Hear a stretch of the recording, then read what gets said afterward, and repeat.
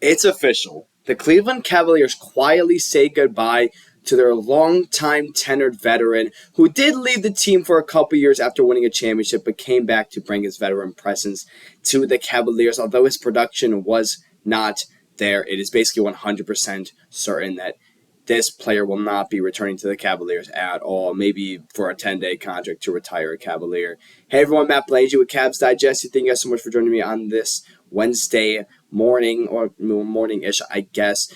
Classes have been going well, and I hope everyone's week is going well with work as well. I just said well a bunch. Wow. Before we get started, go ahead and like this video, subscribe to this channel, share this video with your friends. All are totally free, and you could stay updated with the Cavs Digest and the Cavaliers off-season and NBA season that's coming up soon, and your friends can too if you share this video with them. So let's get started by talking about Mr. Tristan Thompson, who I saw an article saying that the Cleveland Cavaliers quietly say goodbye to them. I'm going to talk about that article from King James Gospel, I believe it was, which, yes, we kind of expected that Tristan Thompson was not going to return, but we do know that their goodbye was a little bit quiet, which is confusing to me, especially with how the Cavaliers actually lost another player in free agency to, I believe, the Detroit Pistons, and they made a goodbye for him just about right away once he signed with the Pistons, and we'll talk about that.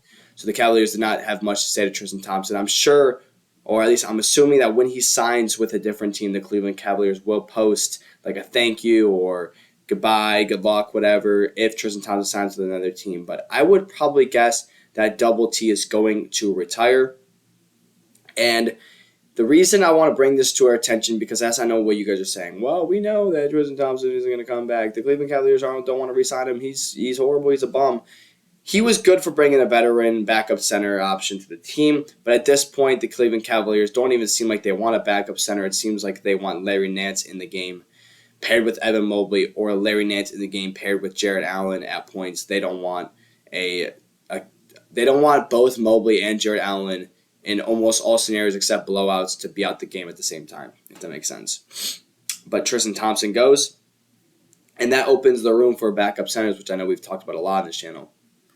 Although I am still pretty content that the Cleveland Cavaliers won't get one, as though I wish they would. I wish that would be the final piece of the puzzle that they need. Guys like Duop Reith, guys like Duop Reith, who are literally complete bums, but are super, super young and super talented and have showcased so much talent, could easily replace Tristan Thompson and get some decent playing time. But let's talk about Tristan Thompson. Well, let's talk about what he did as a player. We know that Double T is arguably one of the best offensive rebounders of, let's say, the last 12 years, I'll probably say, since like 2014. He's had some issues with his scoring capabilities. He basically can't hit a jumper outside of, 8 feet, we'll say. Maybe that's a little too much, maybe 6 feet, 7 feet, maybe 5 feet, I don't know. But he was pretty athletic and pretty strong. He was good in the paint, kind of. He was a good pick-and-roll player a lot of times because he was just, as I said, athletic and strong, so he would roll well, and he would also rebound the ball well. But this is not prime Tristan Thompson we're talking about. We're talking about current Tristan Thompson. This guy, if you look at the right, look at his playoff points, this guy, and this was since the Orlando series, by the way. And these are all the games he played versus Orlando, and then all the games he played versus Boston, which we lost that series. All the games he played versus Miami this year, and all the games he played versus Indiana this year. This guy cannot score a point to save his life. This guy wasn't really playing minutes. You see 12 minutes versus Indiana, 3 points. What was he getting? What did he have? He had 6 rebounds that game. Was that the game that, I believe that was game 2, where that must be the game where Evan Mobley was out or something, because this dude, Tristan Thompson, should not be playing that many minutes. Or there's a game where they got blown out. I don't quite remember. But either way, this guy was not doing anything when he subbed into the game. And this is specifically the playoffs. This is what matters most. We haven't even talked about his regular season statistics.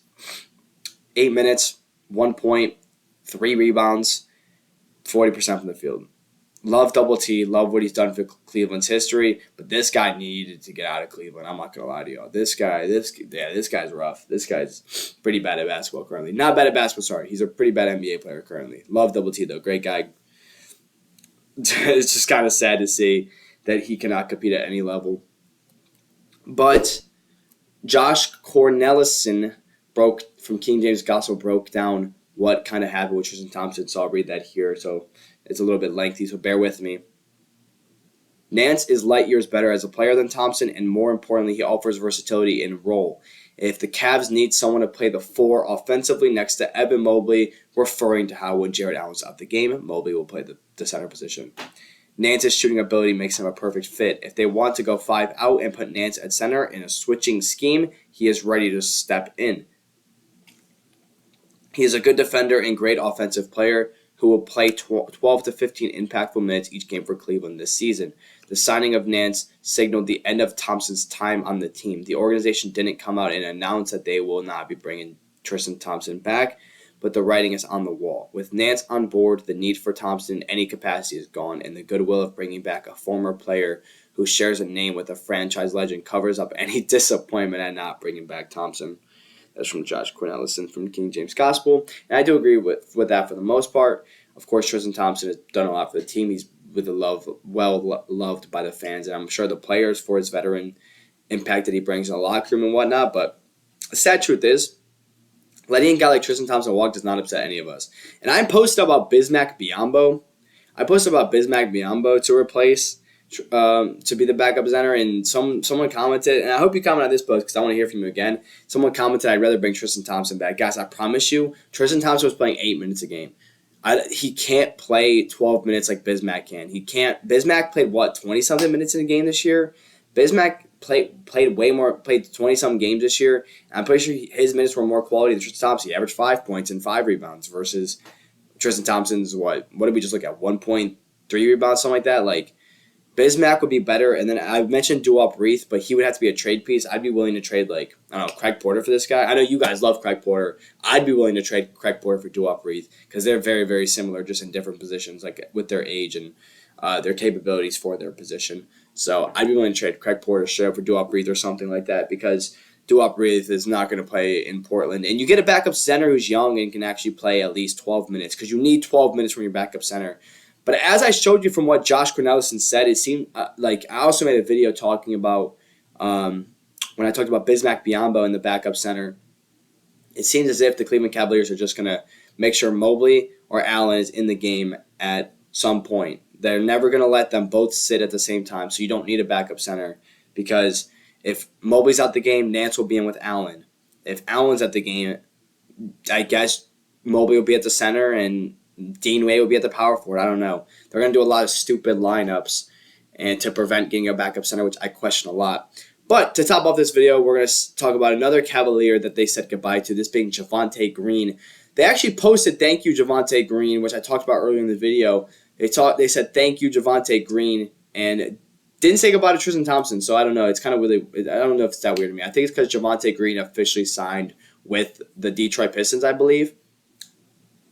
Just to clarify something, Javonte Green was actually a pretty good defender, and I think he was a pretty good fit for Cleveland last year. I wish he played more time, but we saw in the Heat series that he's actually a very, very talented player. He's young, he's athletic, and he can play a lot of great defense. But Tristan Thompson is officially gone off the Cleveland Cavaliers based on what we know, and I appreciate you guys all for the support. Thank you guys for joining me here on Cavs Digest. I'm Matt Palangi. Tristan Thompson is out here. Let me know what you guys think about that. Do the Cavs need to go find a replacement for him, or is Larry Nance the replacement and they're not going to go get a backup center? Let me know in the comments below. And as always, have a good one, guys. Thank you guys for me here on Cavs Digest.